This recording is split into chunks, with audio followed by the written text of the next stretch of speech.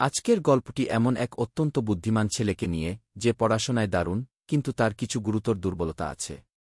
সে কারো সাথে কথা বলে না, লোকজনের সাথে দেখা করা এড়িয়ে চলে এবং তার কোনো বন্ধু নেই।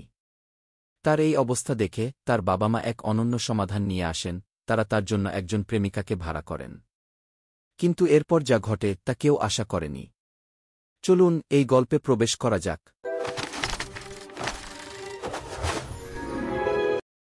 গল্পের শুরুতে আমরা দেখি ম্যাডি নামের একটি মেয়ে তাড়াহুড়ো করে বাড়ি থেকে বের হচ্ছে। সে দৌড়াচ্ছে কারণ গ্যারি নামের এক সরকারি কর্মচারী তার গাড়িটি বাজেয়াপ্ত করতে এসেছে। জানা যায় ম্যাডির মা মারা যাওয়ার আগে ব্যাংক থেকে ঋণ নিয়ে একটি বাড়ি তৈরি করে ম্যাডিকে দিয়ে যান। এখন ম্যাডি সেই ঋণ শোধ করার চেষ্টা করছে। সে দিনের বেলায় বারটেন্ডার হিসেবে কঠোর পরিশ্রম করে এবং রাতে ট্যাক্সি চালা। গ্যারি, যে ম্যাডির প্রাক্তন প্রেমিকদের একজন, সে ম্যাডির গাড়ি নিতে এসেছে, কারণ ম্যাডি সময়মতো ঋণের কিস্তি দিতে পারেনি। ম্যাডি তাকে থামানোর চেষ্টা করে, কিন্তু গ্যারি অন থাকে। হঠাৎ ম্যাডির বাড়ি থেকে আন্ডারোজার পরা এক যুবককে শরীরচর্চা করতে করতে বেরিয়ে আসতে দেখে গ্যারি ঈর্ষান্বিত হয়।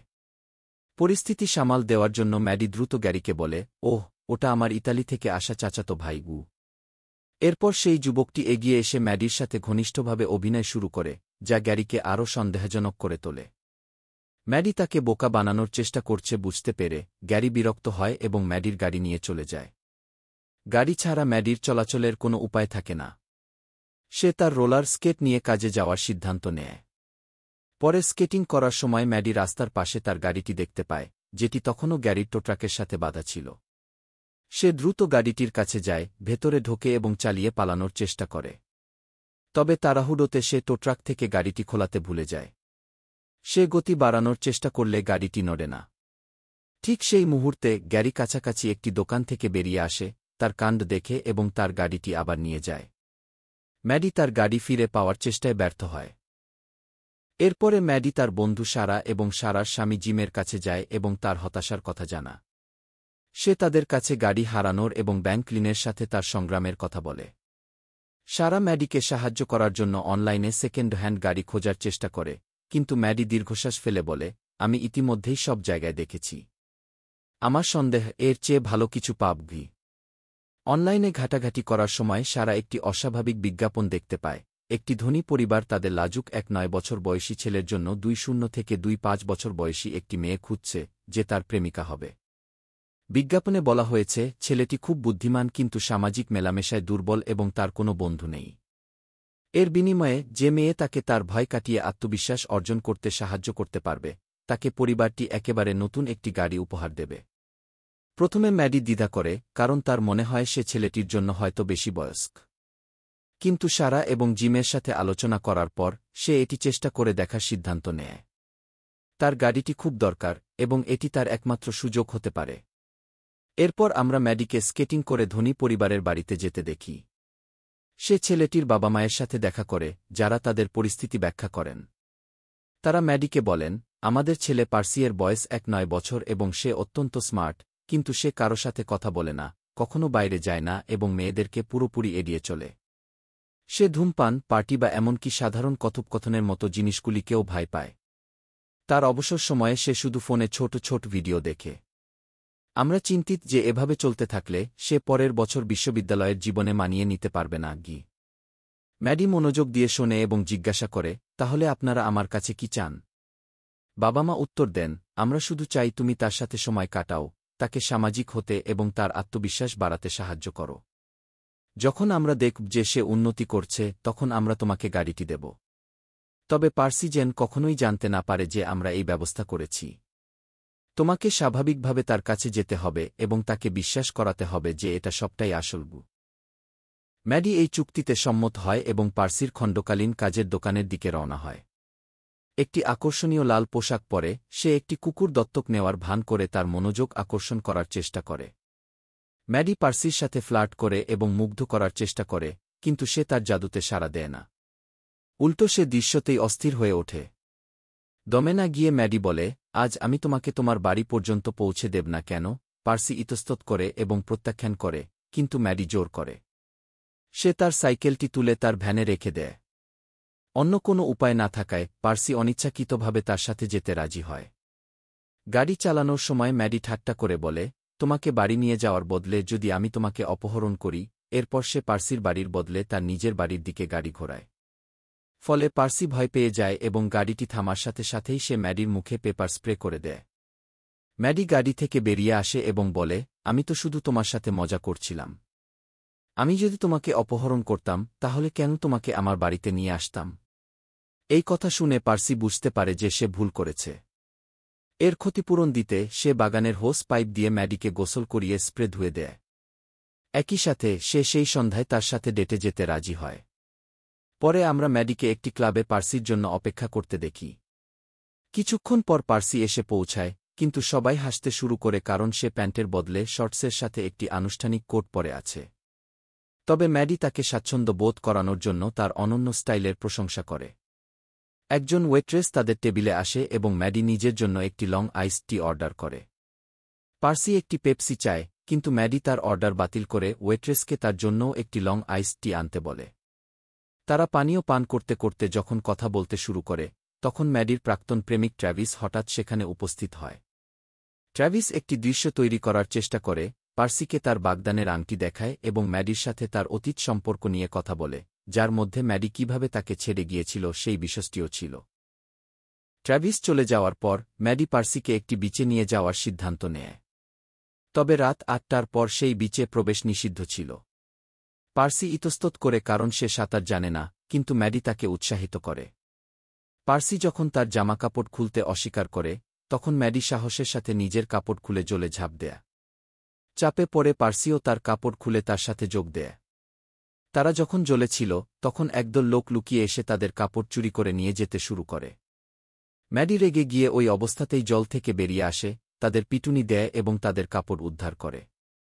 সে জলে ফিরে আসে এবং পার্সির কাছাকাছি যাওয়ার চেষ্টা করে, কিন্তু পার্সি অস্বস্তি বোধ করে তাকে বলে, আমার এটা করতে অদ্ভুত লাগছে। আমি এখনও তোমাকে ঠিকমতো চিনি না গি। তার উত্তরে ম্যাডি বিরক্ত হয়, জল থেকে উঠে আসে, তার গাড়িতে বসে এবং চলে যাওয়ার জন্য প্রস্তুত হয়। পার্সি গাড়িতে ওঠার চেষ্টা করে, কিন্তু ম্যাডি তাকে প্রবেশ করতে দেয় না। সে তার কাপড় বাইরে ছুঁড়ে ফেলে দেয়, কিন্তু তার ফোনটি নিজের কাছে রেখে দেয়, পার্সিকে কাপড় ছাড়াই গাড়ি ধরে থাকতে বাধ্য করে। তবুও ম্যাডি গাড়ি চালাতে শুরু করে এবং পার্সি গাড়িটিকে ধরে থাকে। পুলিশ বিষয়টি লক্ষ্য করে এবং তাদের পিছু ধাওয়া শুরু করলে পরিস্থিতি বিশৃঙ্খল হয়ে ওঠে। পালানোর জন্য ম্যাডি বেপরোয়াভাবে গাড়ি চালায় এবং একটি ট্রেন তাদের দ্রুত পাশ দিয়ে যাওয়ার সময় একটি বড় দুর্ঘটনা এড়িয়ে যায়। পরে আমরা তাদের ম্যাডির বাড়িতে দেখি। ম্যাডি পার্সির মনোযোগ আকর্ষণ করার জন্য গান বাজিয়ে মেজাজ হালকা করার চেষ্টা করে, কিন্তু সে তখনও তার উদ্দেশ্য পুরোপুরি বুঝতে পারে না। হঠাৎ পার্সি চুলকানি অনুভব করে এবং দেখে যে তার র্যাশ হয়েছে। ম্যাডি তাকে ওষুধ লাগিয়ে সাহায্য করে।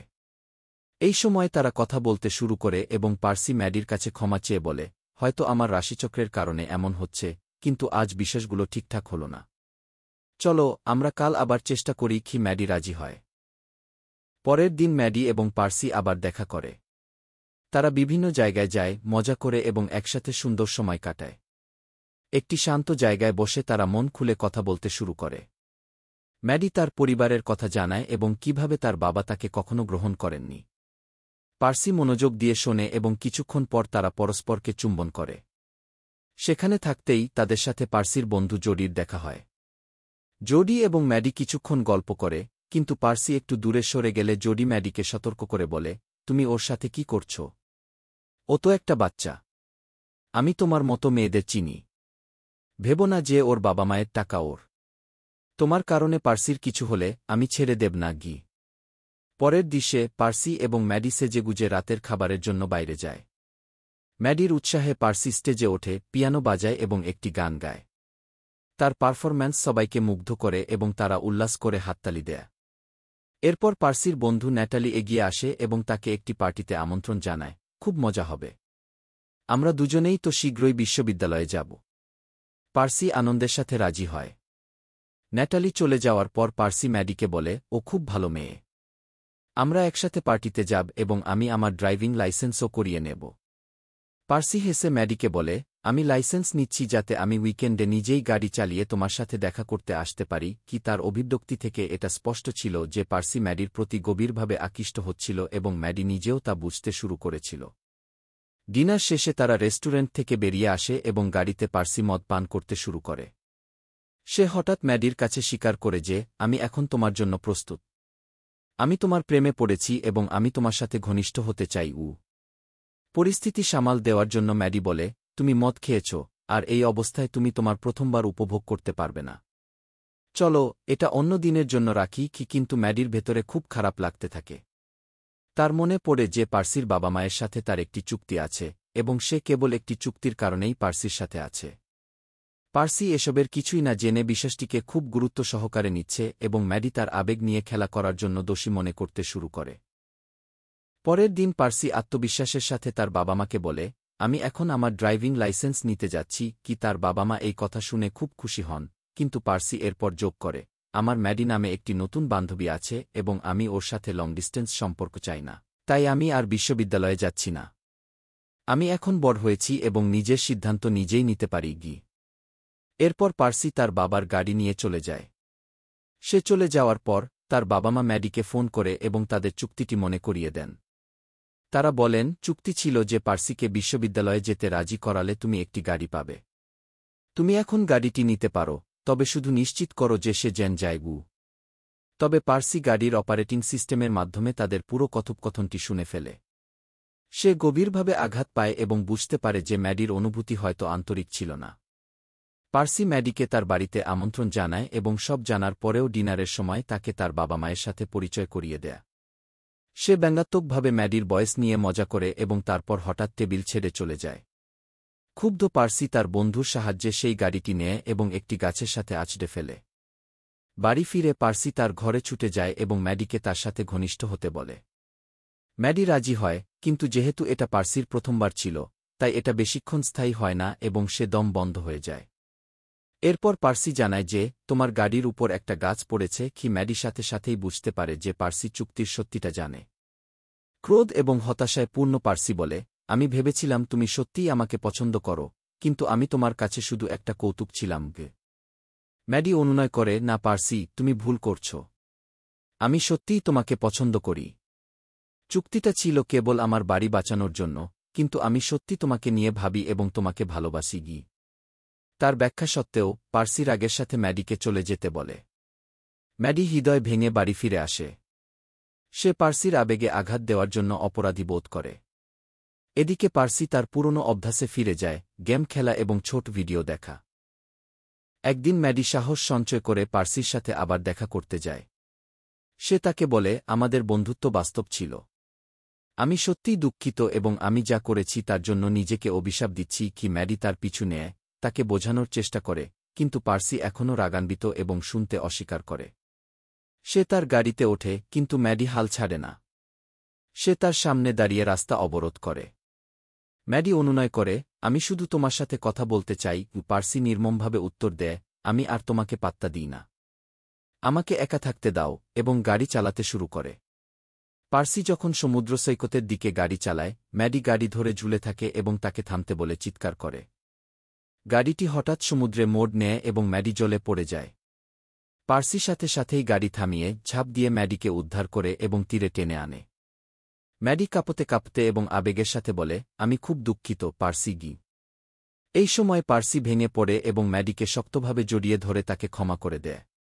দুজনেই কাঁদে। শেষ দৃশ্যে পার্সিকে ব্যাগ গোছাতে এবং বিশ্ববিদ্যালয়ে যাওয়ার জন্য প্রস্তুত হতে দেখা যায়। সে তার বাবা মায়ের কাছ থেকে বিদায় নেয় এবং বাইরে পা রাখে। তার অবাক হওয়ার পালা। ম্যাডি সেখানে একটি হাস্যোজ্জ্বল হাসি নিয়ে দাঁড়িয়ে আছে এবং জিজ্ঞাসা করছে, কারো কি ক্যাব লাগবে। তারা দুজনেই হেসে ওঠে এবং গল্পটি প্রেম ও মজার একটি মিষ্টি ও সুখী নোটে শেষ হয়। যদি আপনার এই গল্পটি ভালো লেগে থাকে, তবে ভিডিওটিতে লাইক দিতে এবং আরও মজার ও হৃদয়স্পর্শী গল্পের জন্য চ্যানেলটি সাবস্ক্রাইব করতে ভুলবেন না।